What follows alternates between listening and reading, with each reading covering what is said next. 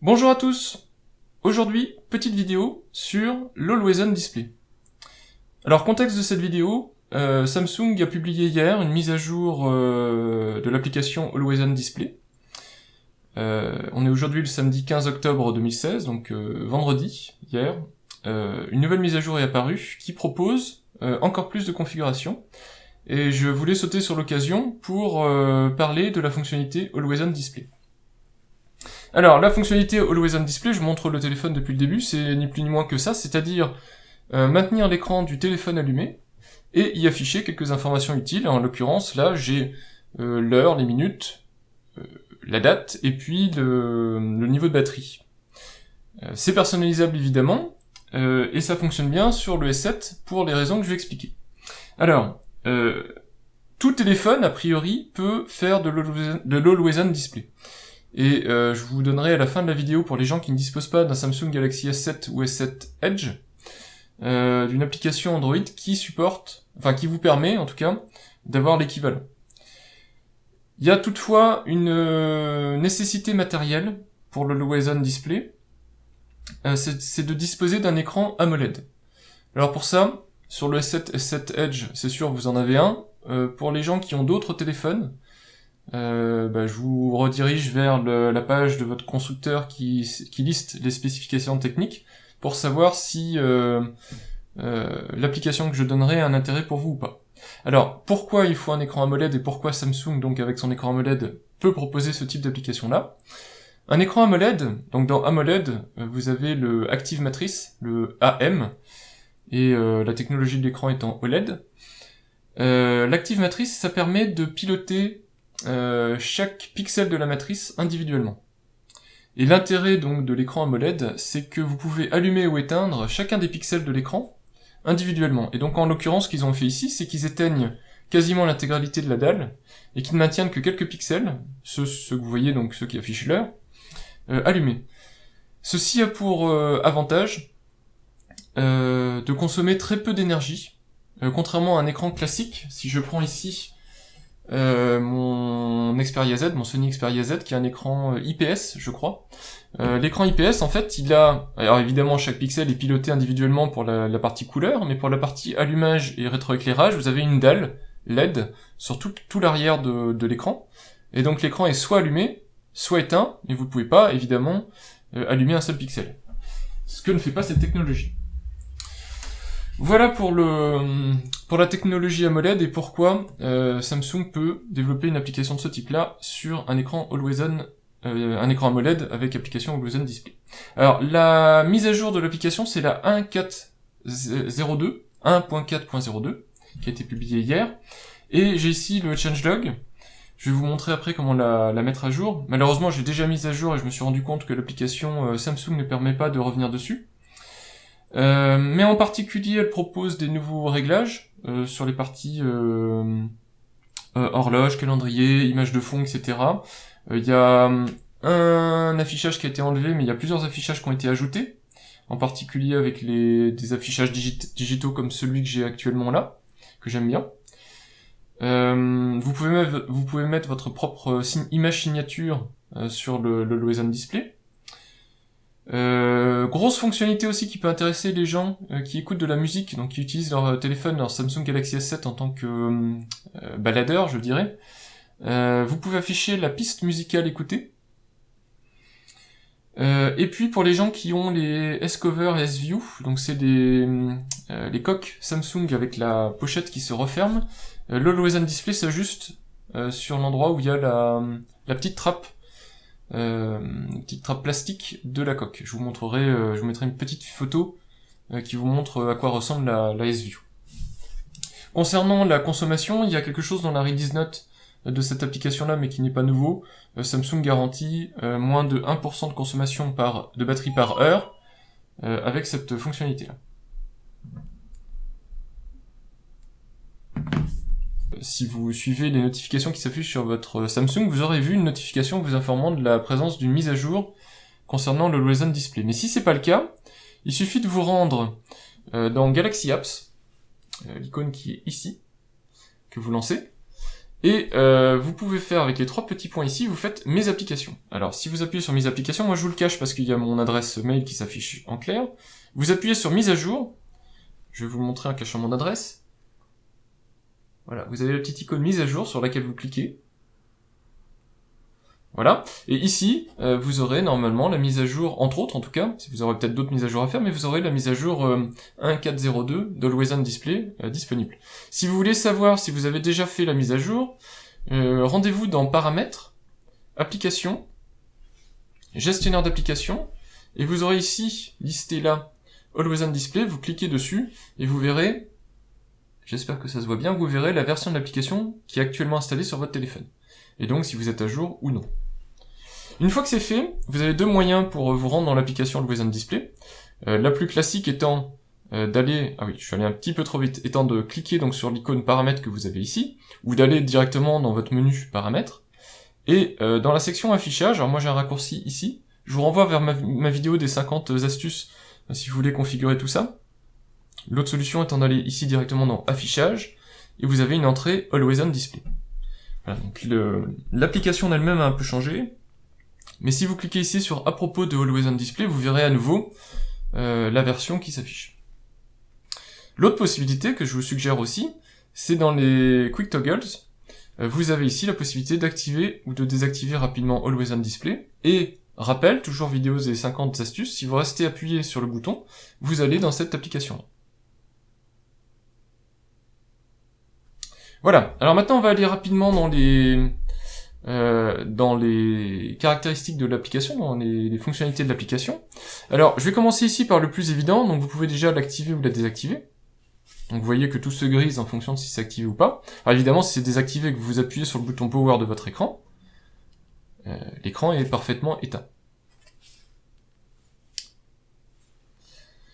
Ensuite, vous avez en bas ici, vous avez affichage permanent. Alors ça permet de régler pendant quelle période vous souhaitez que l'Always On s'active. Alors, pour moi, il y a 2 grandes manières de le configurer.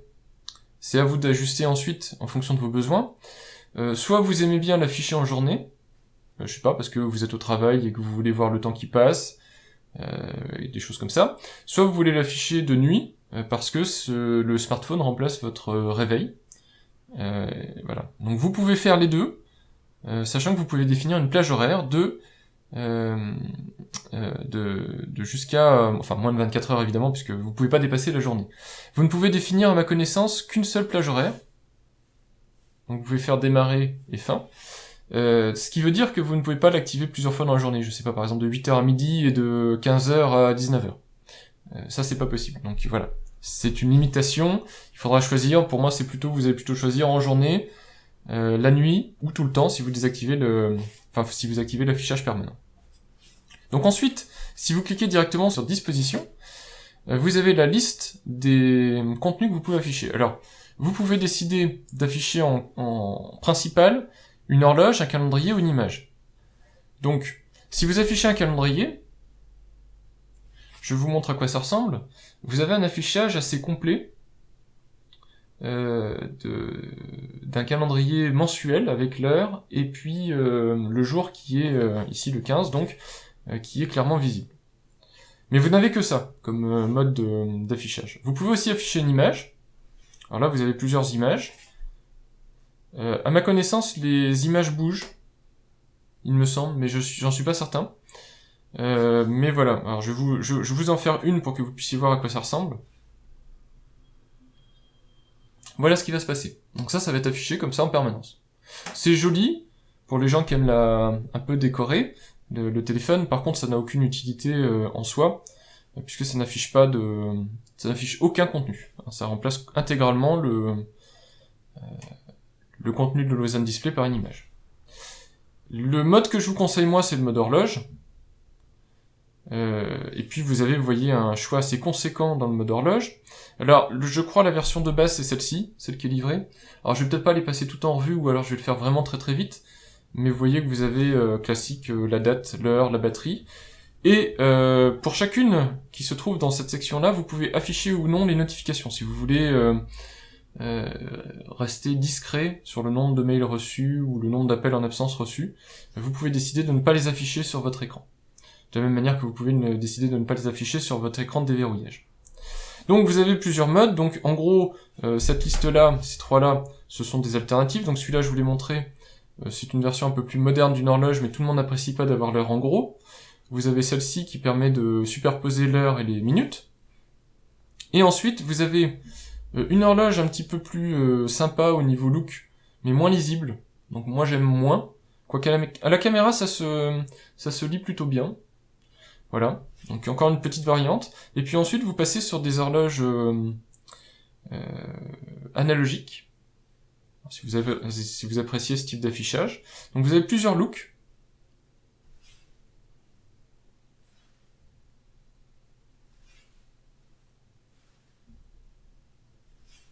Ça change pas des masses, hein, c'est pour ça que je passe assez rapidement en revue, mais peut-être que vous trouverez dans ces applications-là, enfin dans ces vues-là, dans ces thèmes-là, quelque chose qui vous parle et qui vous plaît. Voilà. Pour les voyageurs, vous avez la possibilité de proposer 2 fuseaux horaires, donc vous avez forcément à gauche le fuseau horaire local et à droite, vous pouvez en ajouter un autre. Donc ça peut être intéressant, si vous voyagez, vous pouvez garder toujours à l'esprit l'heure locale. Alors celle-ci permet de vous mettre votre signature. Donc là je vais écrire Guillaume. Voilà. Voilà. Donc vous pouvez écrire ce que vous voulez. Je pense que c'est la nouveauté d'ailleurs, c'est l'affichage signature, avec le texte de votre choix.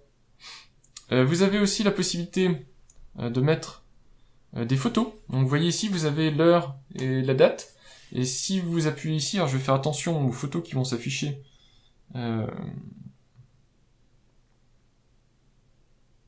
Allez, je vais mettre celle-là. La photo du Pikachu que j'ai enfin trouvé sur Pokémon Go. Donc vous pouvez afficher une petite photo en permanence. Je vais vous montrer. Hop. Voilà, donc vous avez une photo en permanence affichée sur l'écran. Photo de vos enfants, photo de je ne sais quoi, de votre chien, etc. Vous choisirez ce que vous préférez. Et enfin, vous avez cet affichage-ci. Alors je sais pas trop à quoi il sert, puisque je crois que ce truc-là n'est pas configurable. Voilà, donc je vais remettre mon affichage préféré, qui est celui-ci. Je vais essayer de mettre de la musique. Alors je sais pas si c'est valable avec toutes les applications de musique, donc je teste. Je mets pas le son très fort pour éviter de me faire fermer la vidéo par YouTube, mais vous voyez ici, s'affiche la musique de Louis Armstrong que je suis en train de passer.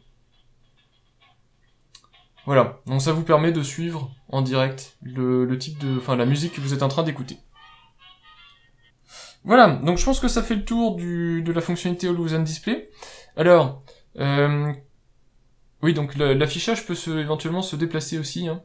Donc c'est pour ça qu'avec les S-View Cover, ce qu'ils ont fait, c'est qu'ils ont forcé l'affichage à l'endroit où il y a la petite trappe, parce que sinon évidemment ça se met pas en face.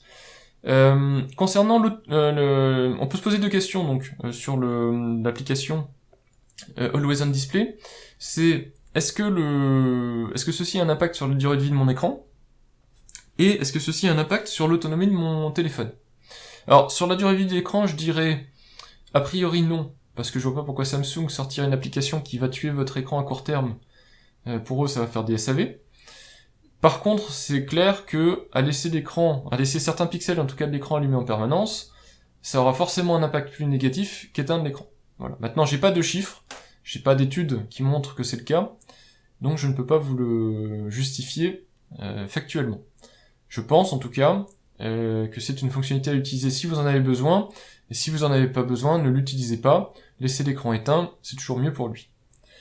Le deuxième point, est-ce que ça a un impact sur l'autonomie? Oui, ça c'est sûr, mais pas 1% par heure comme le mentionne Samsung. Personnellement, je l'ai utilisé en vacances parce que j'avais pas de réveil matin, donc il est allumé la nuit. Sur une période de 9 heures, j'ai dû perdre... Alors j'étais en mode avion, j'ai perdu au total entre 2 à 3% de batterie sur toute la nuit, sachant que je perds de toute façon 1%, quelque chose comme ça, en mode avion, sur une nuit. J'ai perdu 1% de plus sur 9 heures. Voilà. Donc je dirais, misez là-dessus. En gros, vous perdez 1% de batterie sur une journée classique 8h, 19h, quoi. Quelque chose comme ça. Donc c'est pas énorme, et donc ça à mon sens, ce n'est pas un frein à ne pas utiliser cette... une raison de ne pas utiliser cette fonctionnalité-là. Voilà. Et donc enfin, pour les utilisateurs de téléphones autres que le Samsung Galaxy S7 et S7 Edge, la première page que j'ai trouvée étant celle-ci, mais vous trouverez d'autres pages dans le genre. Je vais ouvrir le Play Store en même temps pour vous le montrer directement sur l'écran du téléphone. Vous avez d'autres éditeurs de logiciels qui fournissent des applications équivalentes à Always On Display. Parce que comme je vous l'ai dit, c'est avant tout une application, Always On Display, et à partir du moment où vous avez un téléphone avec un écran AMOLED, utilisez l'application de votre choix pour simuler ce fonctionnement-là. Et donc, si vous saisissez Always On dans le Play Store, une des premières applications qui va s'afficher, c'est le AMOLED Always On, qui est en version bêta, que je ne vous déconseille pas, qui fonctionne a priori bien, et qui simule vraiment Always On Display de Samsung. Alors pas exactement comme le Always On de Samsung, mais bon, vous aurez des fonctionnalités quand même assez similaires, voire même des petits trucs un peu sympas, que fait pas, des affichages en tout cas sympas que ne fait pas encore Samsung. Voilà. Donc je vous mettrai le lien de cette application-là en description de la vidéo. Et puis, je vous laisse le soin de vérifier sur votre téléphone si votre téléphone est autre chose qu'un Galaxy S7, S7 Edge, s'il a un écran AMOLED, et dans ce cas-là, essayez l'application. Voilà, donc j'espère que ma petite vidéo a été utile, qu'elle a été complète sur le fonctionnement de l'application Always On Display et de ses utilités. Et puis, n'hésitez pas à me dire si vous avez apprécié la vidéo, si vous voulez que j'en fasse d'autres, si vous avez en tête d'autres fonctions ou spécificités du Galaxy S7 que vous voulez que je mette en avant. Et en attendant, je vous dis à bientôt pour de prochains tests et de prochaines vidéos. Au revoir.